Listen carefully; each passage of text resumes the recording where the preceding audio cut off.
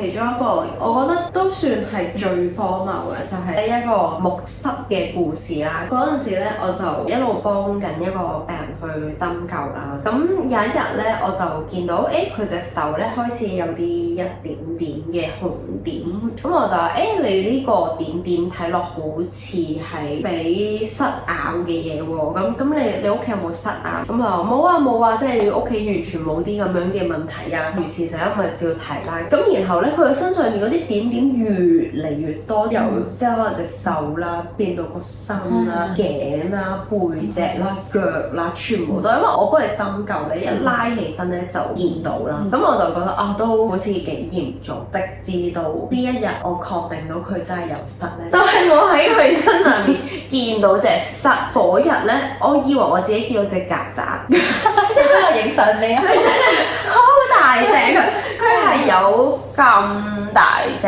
啦，都真係真心有啲 size 咁樣。咁然之後咧，我就拎起張紙巾就撳佢啦，然之後一撳佢啦，佢入邊全部都係血，全部都係血啦！呢個唔係最崩潰，之後咧，居然喺佢身上面咧係發現到好似第二隻啦、第三隻，係一望佢個袋咧 keep 住有啲嘢爬出嚟，好恐怖，真係密集恐懼症，即係